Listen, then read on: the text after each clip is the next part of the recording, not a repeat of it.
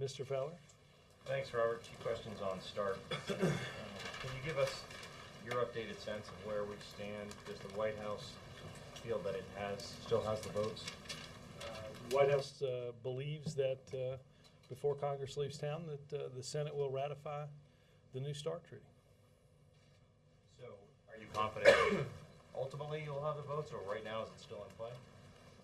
Look, obviously the President, the Vice President continue to communicate with senators in order to ensure that they have the most up-to-date information.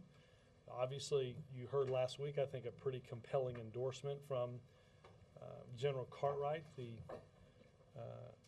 vice chair of the Joint Chiefs, speak to one of the misconceptions about the impact of preamble language on our missile defense posture, and I think that that's been dealt with rather effectively. You know, we were asked over the weekend whether Senator Kyle or Senator McConnell's opposition impacted passage, and I have not talked to anybody here who had them as yes votes at any point in this process anyway. So, so that their statements in my mind don't impact passage. are the concerns that you're still hearing at this point from senators who have not committed are ones that you consider to be substantive in nature? Well, look, we have, as I've said here before, there have been 18 committee hearings on this, 1,000 questions asked and answered, a treaty that's been on the internet for 8 months. If there are senators with substantive questions, we can have anybody that they want to speak with them about those questions. We feel very confident that all of their questions have good answers. Again, General Cartwright is the expert on the chair on the Joint Chiefs staff on missile defense. And when he stands in this room and says that there are no concerns with preamble language on missile defense, that's a weighty endorsement for what's in the treaty. Can you give us an update on the President's week ahead, as best you can tell right now? Specifically, a question I got from the President. Don't ask, don't tell signing. Yeah, my sense, without having a specific time at this point, is that Don't Ask, Don't Tell will be signed. The repeal of Don't Ask, Don't Tell would be signed by the President likely on Wednesday morning. So that gives you a sense of the parameters of our week ahead. I anticipate that I don't know the size of the event, but I think there are a lot of people that are interested in seeing it.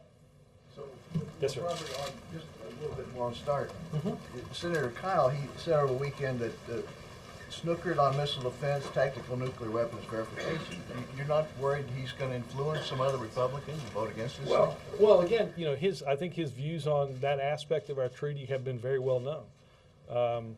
Again, the expert in the U.S. government on those issues is General Cartwright, and I think he was very clear. And I think, you know, there was an amendment over the weekend to strike some of the language in the preamble, and it lost fairly convincingly. So again, I think if there are those with questions about the impact of or the effects of any aspect of our policy as it relates to the START treaty, there are many people in this government that can answer those questions. It's our strong belief, again, as enumerated by General Cartwright, and I think, as you see when we were in Lisbon, as NATO endorsed our missile defense policy, at the same time they're arguing for the ratification of the START treaty. So it's clear that the treaty and missile defense are not in competition with each other. One other thing. Bill Richardson's in North Korea. Are you expecting to hear back from him? Or are you gonna get a report? I Apparently don't- there's some, He may have is on gotten a an agreement. he's on a private trip. It is not one that is in any way sanctioned by the U.S. government. So with the move on Don't Ask, Don't Tell, what is the White House's message to service members who may be serving right now, who are in the closet, who are gay and lesbian, or service members who have been discharged for being openly gay or lesbian? As of Wednesday morning, can people who are gay and lesbian in the service be open about who they are? As of Wednesday morning, can those who have been discharged reapply? Yeah, look, Jake, I think there are a series of implementation and legal issues that lawyers in this building, as well as in the Department of Defense and the Department of Justice, are working through. And obviously working through a longer and larger implementation policy process once the president signs the repeal into law. I don't have, I would not want to be in a position to, at this point, give that legal advice.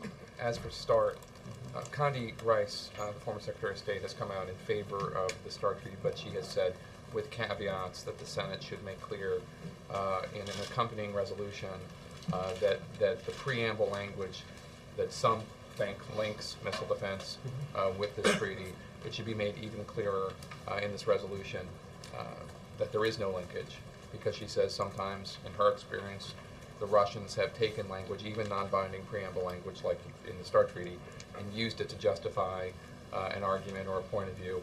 Does the administration have any issue were the Senate to take that sort of step? I think, Jake, we'd have to look at the wording of a resolution. Again, our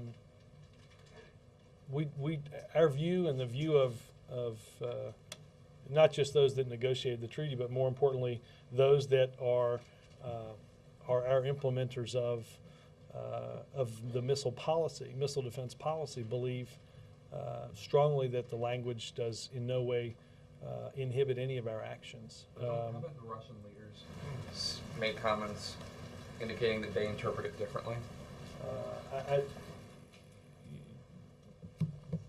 Our policy on missile defense and protecting Europe and protecting the United States is not done with Russian sign-off.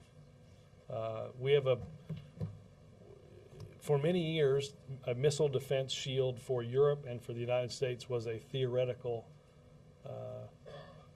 exercise. At Lisbon, it became a realistic missile defense shield for Europe and the United States, based on a phased adaptive approach constructed by General Cartwright and others that make what we have always wanted a genuine reality.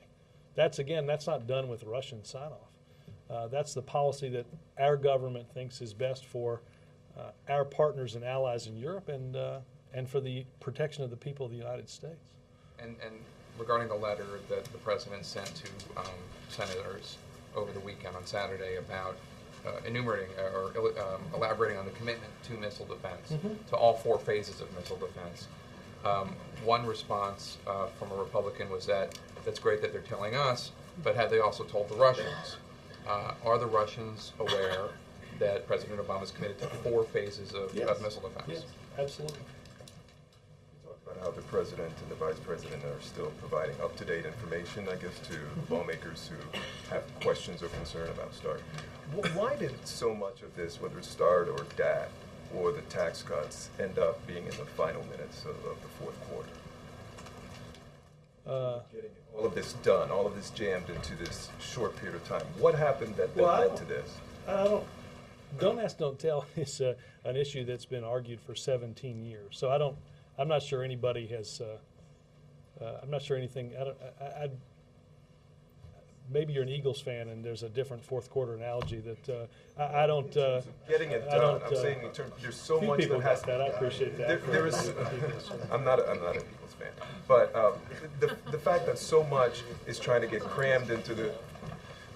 Unnecessary. Giants fans on this side. But the fact that so much is. Patriots. Where are you from? New England. Okay, all right. I was gonna say, just want to make sure the band. Well, I'm not from hadn't there. made a stop. Oh, you're not Long from there. story. I lived there, yeah. Go ahead, I'm sorry. We Complicated digress. story. We digress. Tell us. But why did it come down to this, where so much was trying to get done in this short period of time? I guess I don't understand. I mean, you mentioned the tax agreement. Tax agreement, there wasn't a resolution to it before Congress left for the elections. The START treaty didn't get a vote before we left for the elections. But again, maybe I'm not totally understanding the point that you're trying to get me to respond to. We'll move on from that. How does the president feel the fact that going into, after the election, there were so many questions raised about whether or not the president could get all of these things that he wanted to get done before the end of the year? Not just all, I think any. Or any of them. And I think Jake wished you good luck when you ticked off all the various items. What is And an Eagles fan. Go ahead, I'm sorry. so what is the president's sense now? Two of them as he have sits been back- defeated, for the record. But the fact that he was Should able see to the get email the president sent you. the fact that he was able to get the tax deal, and the fact that he was able to get that, and you seem very confident about START. What is the president's feeling now? Well, look, I think first and foremost, the president believed that each of these things, and I will say this too, the president believes strongly and is disappointed greatly that we have yet to get the DREAM Act passed. But I think in each of the instances that you're talking about, whether it's the tax agreement, don't ask, don't tell, and what I believe will be passage and ratification of START, I think you'll see strong bipartisan majorities in support of issues that are important to the American people, reducing the threat of nuclear weapons, ensuring that taxes for middle-class families don't go up. I mean, I think there's I think there is a lesson of the importance that these issues have with not just those on Capitol Hill, but with the American people, and that two parties can and should work together to get things like that done. Whether it's in December of the end of a 2-year Congress or in January, the first month of a 2-year Congress. Is the president expressing any sort of sense of vindication that he was able to Well, sort of defy some of his critics? No, again, he is focused on getting our remaining priorities finished before the end of this session. Chip. Robert, as a former Eagles fan, are you suggesting that getting START through the Senate is a bit like scoring 4 touchdowns in 7 minutes? No, I was not understanding the fourth quarter analogy that Mr. Lothian was making. Why does Congress and the President of Washington generally act like a college kid and wait until the last minute to get everything done? I think when you do your 2-year retrospectives, you'll see that we got a lot done prior to the end of this session. But all the papers are being handed in at the very last second right now. Again, I think we're very proud of what we've accomplished in the last 2 or 3 weeks. I think the notion that somehow all of what we've accomplished in the last 2 years has been done in the last 2 or 3 weeks is to forget a lot of things that got accomplished. What is the President doing today? Is he And I'm a still Cowboys fan and not rooting for the Eagles, just for the record. Thank you. Is the President still... Anybody a Redskins fan here? No, this is Washington. Is the President working the phones today? And Yes. does he believe he's actually changed minds on this? I believe the president has made calls over the weekend on START, on Don't Ask, Don't Tell, and on the DREAM Act. That actually goes back more than just the past weekend. I think the president believes that obviously that he can make a set of arguments around those issues that are why they're important for our country to get them done now. Obviously, if there, as I said earlier, as it relates to START or other things, if there are issues in which people have questions, we are certainly happy to provide answers either through the president or the president can have other people call. Are there any Republicans he has spoken to who, at the end of the call, have said, "Okay, you've got my vote"? I'm not going to get into that, but we may share that at the end. Can you say who he is calling on Stark today? Senators. You're sending us a hint, though, that he has actually changed some minds, that I'm not as dumb as I look. So. Senators. Okay, and one last question. On the question of whether this is, of whether the Republican motivation here is political, how do you respond to Lindsey Graham's contention that the entire lame duck has been poisoned? And did that suggest to you that he has a political motivation for opposing this? Opposing Stark? Yeah. Again, I think each person, should make up their mind and base their vote on the merits of each of the individual issues, whether it's the tax agreement, as we spent a couple of weeks debating, whether that's the repeal of Don't Ask, Don't Tell, whether that's the ratification of the START treaty, all of which I think you can see there are enormously compelling arguments for. Obviously, the tax agreement preserved tax rates for middle-class families. Don't Ask, Don't Tell, as we've talked about here on a number of occasions, and I think very importantly, the argument that you heard from the Joint Chiefs and from the Secretary of Defense, which is the notion that either Congress or the courts, one of those two institutions was going to overturn this policy. And the question about how it was going to be overturned and the implementation of that new policy was very much determined by who overturned it. And that's why the President and the Secretary of Defense and the Chair of the Joint Chiefs believed that doing that through a legislative body rather than through a court was enormously important. And as it relates to the START Treaty, you have the Secretaries of State, the last five Secretaries of State for Republican presidents who have come out in favor of this, people across the political spectrum who believe this is simply the right thing to do. So our hope is that everybody will make the determinations on each of their votes on each of these issues individually and on the merits. Continue this football metaphor. Do you think the Republicans are basically trying to run out the clock until they have more members of the Senate next year to deal with Stark? Well, again, this is I don't think START's going to be voted on before Congress leaves town. And this is a treaty that that was negotiated over the course of many months, signed in April in Prague by the two presidents, and up for review and inspection since then. Not to mention the debate that has been had on the floor exceeds the time of debate for many treaties in the past. Plus, it's a little vexing to figure out how somebody can say, in largely the same breath, that they're concerned about what the preamble does to missile defense, but they haven't had enough time to look at the treaty. I mean, that it's either one or the other, but it can't be both. That doesn't make a ton of sense.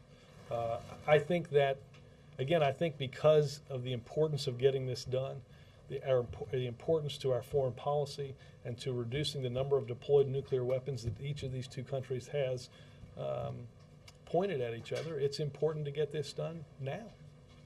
See the President on Air Force One after a Wednesday signing ceremony? I don't know if it's Wednesday or Thursday. Sometime around then is my guess. But I would not at this point harbor to make that any more specific than probably one of those 2 days. And will we be able to see him before he? It is entirely possible. Yes, ma'am. No football metaphors. Popular on that.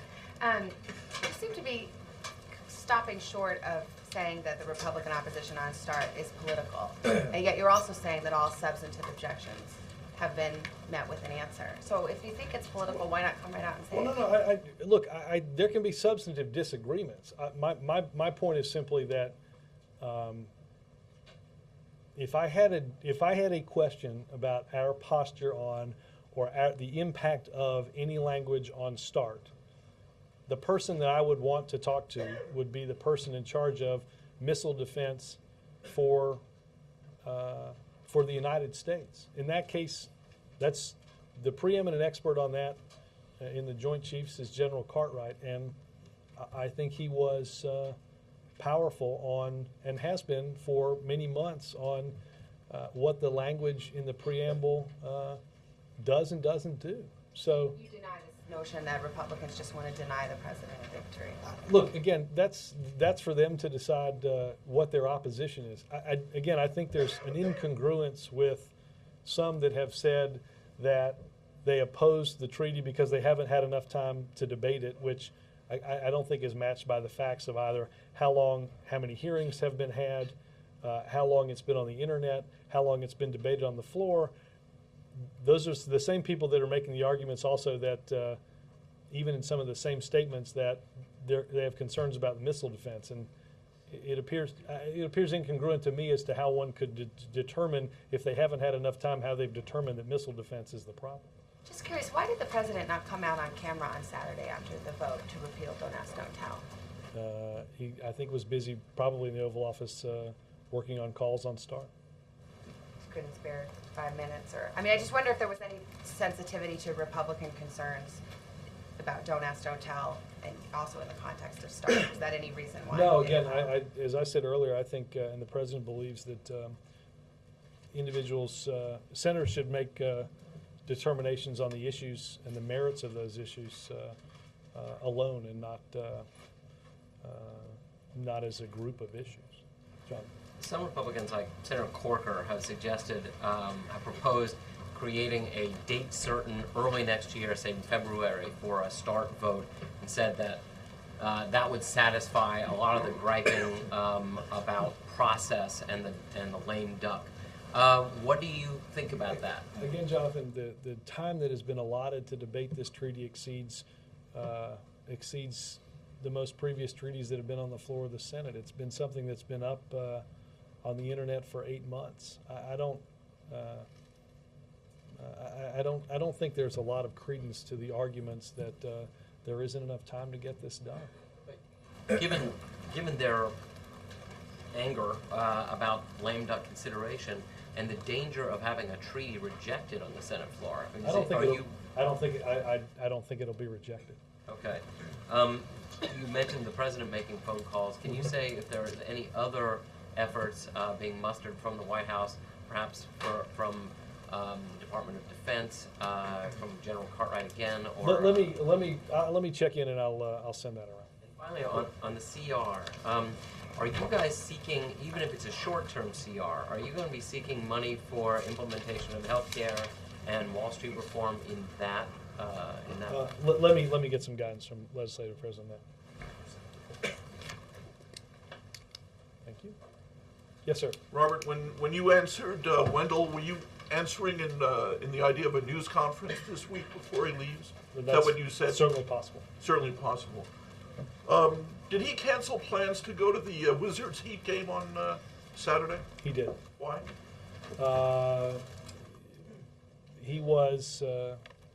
He spent most of Saturday in the Oval working, and continued to do so in the evening in the residence, and thought it was, despite being a really good game, a better use of his time. Yes, ma'am. Is the administration concerned that the census report shows a very significant population shift from Democratic-leaning Rust Belt states to Republican-leaning Sun Belt states? Is there concern about how this will affect the president's reelection? They stand to the Northeast. I've not seen the exact numbers, but I think the electoral vote shift is, I heard somebody say 6, right? Lose up to 10 seats in Congress, the Midwest and the Northeast. Is that? Well, again, now, let me rephrase my question. Are you looking for the congressional impact, or are you looking for the presidential electoral impact? Again, the census determines the census based on obvious population shifts determines reapportionment and representation in Congress. I think the notion that somehow, I think it's 6 electoral votes that would have been different in 2008 if the same states were won in 2012, doesn't mark a dramatic shift that would be anything that anybody would be even remotely fearful of. But even if 10 seats in Congress wouldn't worry you? Well, again, it's a little bit like worrying about the weather. Again, the census determines where people live, determines the number of seats that represent them. That's the way the law is written, and I would say I don't think that I don't think shifting some seats from one area of the country to another necessarily marks a concern that you can't make a politically potent argument in those new places. And did North Korea restrain itself more than or less than the White House, expected? Look, all I'll say on the exercises by the Republic of Korea is that they are our strong allies, and we support them. How does the failure of the DREAM Act affect the president's desire to bring up broader immigration reform next year?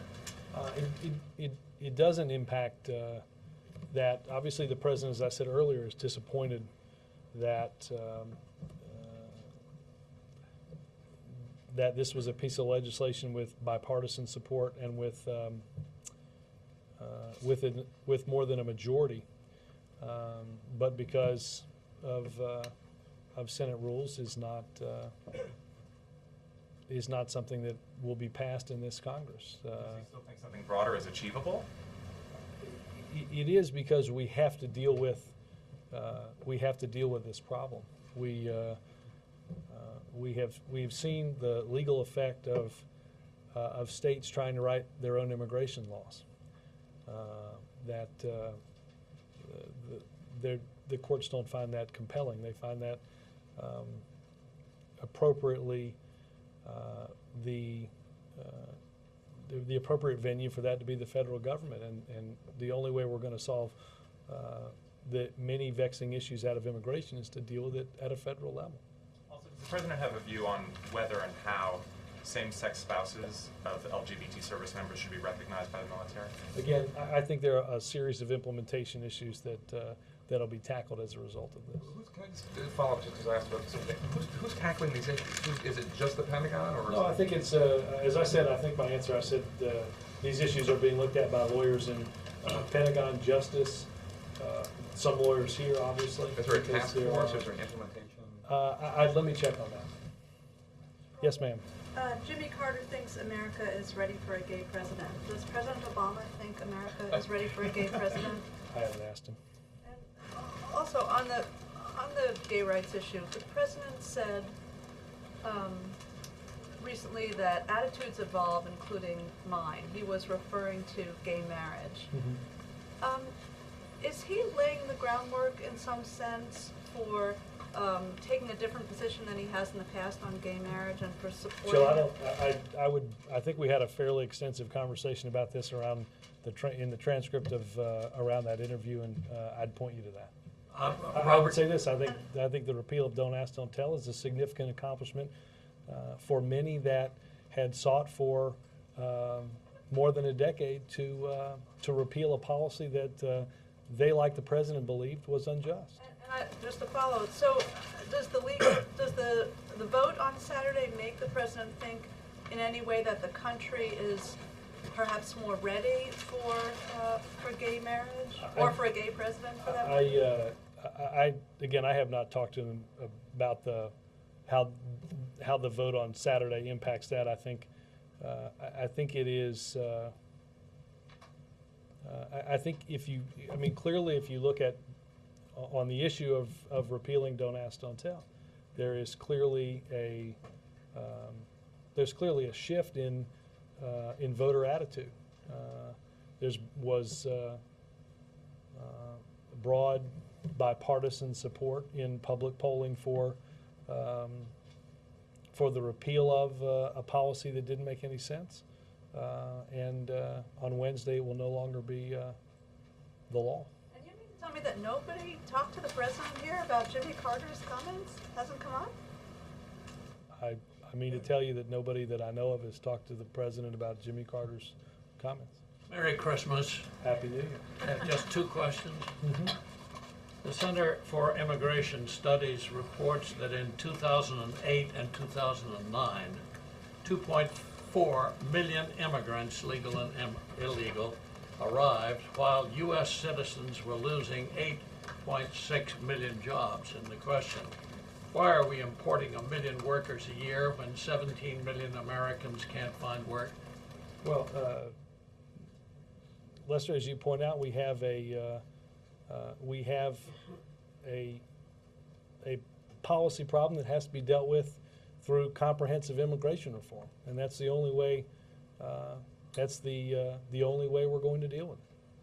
Second question: the Washington Post columnist Michael Gerson wrote, and this is a quote. It's his quote, not mine. Press Secretary Robert Gibbs picks fights with both conservative talk radio hosts and, quote, the professional left, which uniformly backfire. Do you believe Gerson is wrong? I think maybe I should try out for speechwriter. Yeah, go ahead. Robert, you were clever. Robert, on the CR, the Republicans not only don't want any new spending, they want to go back to 2008 pre-Obama levels. Is that a deal breaker for the president? Is that totally unacceptable? I don't know what the. You're not suggesting that in the. But to make sure I understand, not that the 2008 levels are in the current CR, right? I mean, look. I want to go back before right. that. Look, I think that the. Not surprisingly, we would have. Grave concerns if you look at some of the aspects of what you're talking about, making some huge cuts in things like education at a time in which we have real competitiveness issues in this country and throughout the world. Now is not the time to do some of those things. Obviously, we have to make some, and are going to have to make some very tough decisions to get our fiscal house in order. That's why the president outlined a 3-year spending freeze on non-security items in the budget, and I think we're going to have to make some of those tough decisions. And I think over the course of the next couple of years, we're going to have a further debate about, for instance, tax cuts for millionaires and billionaires, which comprise a level of funding greatly in excess of the difference between 2008 levels in spending and the CR. Robert, Yes. Questions on 2 terrorist events, the stabbing of the 2 women Christian missionaries in Israel. Is the U.S. involved in looking into that situation? On that, I would. I don't have any information on that. I'd point you over to the State Department on that. Condemnation? Again, I don't know the specifics of it. Again, I'd point you over to State on that. Suspected terrorists in the United Kingdom, anything on that? Well, look, we have, obviously we are in constant contact with our allies in the United Kingdom, and have, we do not know of any connection with something that might be going on here as it relates to those arrests. But we continue on a daily basis to communicate with and share information between these 2 governments. Glenn. Robert, my assumption is Governor Richardson is not choosing Pyongyang as a vacation spot. He cleared his trip with the State Department before he went. Is he going to give sort of a debriefing on his this? I know of no plans to do that. Again, Governor Richardson is traveling as a private citizen. So did he have any he cleared this with the State Department before he went? Did the State I Department? would refer you to the State Department on that. On some of the START calls, are you speaking with any reluctant Democrats, or is it mostly Republicans?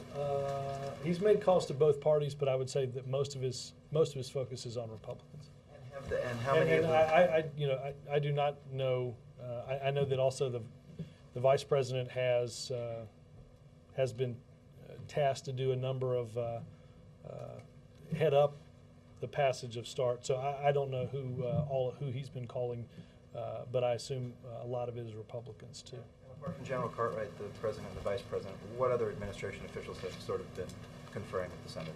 On START, I know that I know that on certain occasions, as I've said before, Director Clapper has answered questions on these. Obviously, Secretary Gates has been involved in this. The Secretary of State has been involved in this. This is a priority that of not just the presidents, but of all those that have equities in our country's foreign policy. On any of the former Secretary of State's and National Security Advisors to make calls? They have. I've been told they were making calls before the president and vice president met with them, and as I understand it, they continue to do so. Robert, yes, is the president unhappy with Governor Richardson's trip? Did he ask him not to go? Does he feel it's counterproductive? I'm sorry. Again, I'm not going to get into to his trip. Yes, sir. Robert, back on Don't Ask, Don't Tell, you mentioned the implementation process that is underway. And there's a provision in the law that states that repeal won't take effect until the President, the Defense Secretary, and the Chair of the Joint Chiefs of Staff certified that the U.S. military is ready for repeal.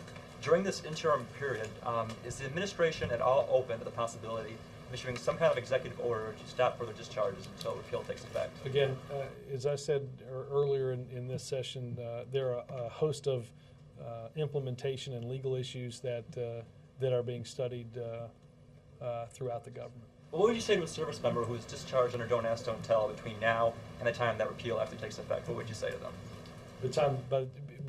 By the time it's signed into law, or when it takes effect? And the time between that again, discharge stop. There are. I would say to that person right now that there are a host of lawyers looking at all of these legal issues. But I would also say to that person that when the president walks into, the president will sign into law the repeal of that policy on Wednesday. Yes, sir. On this side, really quick. How long do you anticipate it will take until that certification takes place? Again, that is, I don't think. Again, I think that is part of what groups of people are going to be working on. But I would say this: we know that because of the attitudinal studies that the Pentagon conducted, we know that the vast majority of those serving in our military don't believe this in any way will be disruptive. And I think that points to an implementation process that won't be overly burdensome. Yes, sir. Thank you, Robert. Going back to START, I'd like you to address one of the concerns that's been raised in the twilight hours of the debate on it, and that is, were the Russians to pull out of the START agreement over missile defense, would the U.S. still proceed, in Senator Kerry's words, within the parameters of START? Would they still honor their side of the agreement? Let me get some guidance from Cartwright on that. Will you? Yep. Thank you. Yes. Thanks, Robert. There's a lot of tensions in Africa inside the Ivory Coast. President Gbagbo won't leave after election loss. What's the White House message today to President Gbagbo? And could you consider a military option with the French? I would say that as it relates to the election in Côte d'Ivoire, that the President Ouattara was the rightly and justly elected president, and that we stand ready to impose targeted sanctions individually and in concert with our partners around the world on President Gbagbo, on his immediate family, on those that are associated with him, and those who continue to cling to power illegitimately. That election was clear, its result was clear, and it's time for him to go. Yes, sir. What is your response to critics of the 9/11 first responders bill who say the $7 billion contained therein has not been closely scrutinized enough and that it should wait until the next session of Congress? Well, look, the administration endorsed the 9/11 bill in mid-August. We put out a statement of administration policy before the House vote, and we did so before the Senate vote. I think there are plenty of safeguards to ensure that that money isn't abused. But what's important is that we ought to take care of those who took care of us. That's why every Democrat in the Senate voted to move that legislation forward. I can't speak to why every Republican opposed it. Sam? Back on START, I wonder if you could talk a little bit about just how personal this issue is to the president. I mean, non-proliferation has been a big issue of his going back to the Senate. I mean, is this, clearly he wants, this is part of his legacy as he's forming it. Can you just tell me about, a little bit about how personal it is? Well, look, obviously this is an issue that goes back to, as you mentioned, even before he was sworn in the Senate, having conversations with Senator Lugar, who I would point out along with Senator Kerry have been great champions of both this issue and this treaty. And I don't think we would be where we are on getting it passed without both of those two leaders. I think, though, the president is less concerned with his legacy and that sort of thing than he is with, first and foremost, the reduction of the risk, both the risk of having too many weapons and the risk of those weapons falling into the hands of somebody that seeks to do great harm to millions of innocent victims. It's important we have a verification regime. It's important that we continue to have a productive relationship with Russia. Is this personal, President? It's personal, but it's far greater than that. It is as he and virtually every who was that? I just have to know who. It's usually on vibrate. I don't know how it got there. Yeah, you can change that, Mike. You can. It's not the vibrate I meant. You can change the ringtone if you. Yeah, I was gonna say.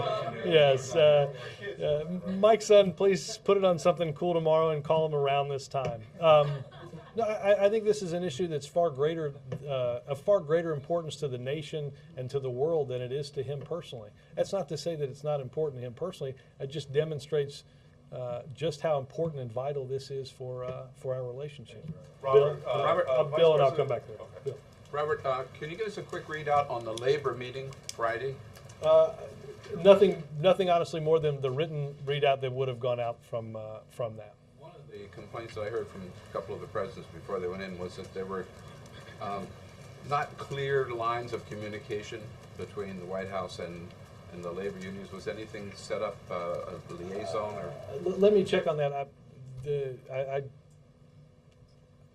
I think there's pretty clear lines on that, but I will check and see if that was, to what degree that was brought up and discussed. Yes, sir. Vice President Biden said that U.S. troops will be out of Afghanistan by 2014, come hell or high water. Is that U.S. policy? Well, I think I would point you to what was decided in Lisbon just a few weeks ago, that we will, much like we have in Iraq, transfer primary security of Afghanistan to the Afghans, as NATO and ISAF agreed by the end of 2014, which would end our combat commitment in that country. They're being completely out though by 2014. Again, I think I think what the Vice President was discussing was our combat Last role. question on that. He said also that the July 2011 withdrawal would not be a token withdrawal. How does he know that, given that the size of that withdrawal is supposed to be based on conditions on the ground? It will be determined by conditions on the ground, but I think that the Vice President knows, as many do here, that the President made the President, in conjunction with the military, worked through a plan a year ago that they think is achievable to meet the date of July 2011. There are many that believed that we would not meet our dates in Iraq, and we did. Thanks, guys. Thanks.